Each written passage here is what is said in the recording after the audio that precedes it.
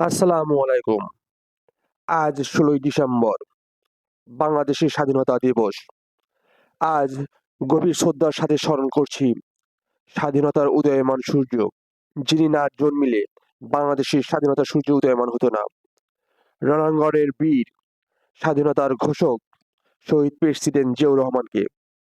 শ্রদ্ধার সাথে স্মরণ করছি ৭ জন বীরশ্রেষ্ঠকে এবং ৩০ লক্ষ শহীদদের, যাদের আত্মত্যাগের বিনিময়ে অর্জিত হয়েছে একটি মানচিত্র।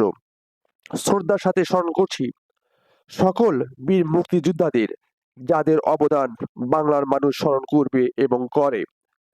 স্মরণ করছি মাওলানা ভাসানী সহ ৪ নেতা এবং গত ১৬ বছর অবহেলিত সকল নেতাদের, যাদের সম্মিলিত নেতৃত্বে আমরা পেয়েছি স্বাধীন সার্বভৌমত্ব রাষ্ট্র।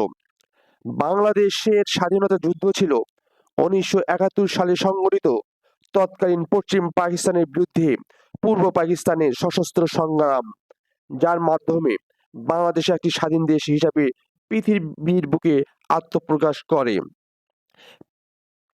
পৃথিবীর বুকে আত্মপ্রকাশ করে এই বাংলাদেশ।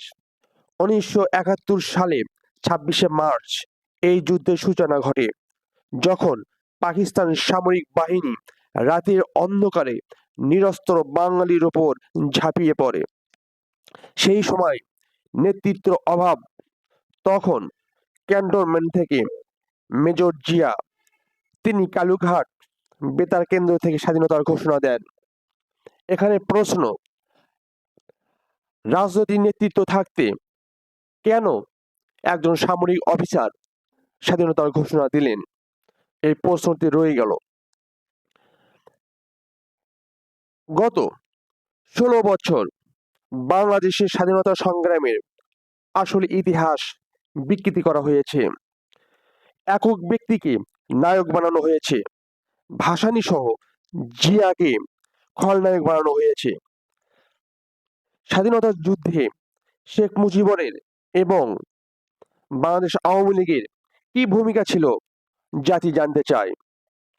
কারণ সে সময় শেখ মুজিবুর কোথায় ছিল এবং আওয়ামী লীগের নেতারা কোথায় ছিল?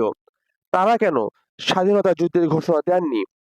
আমরা জানি সামরিক বাহিনী দেশদ্রোহী সর্বনিম্ন শাস্তি মৃত্যুদণ্ড।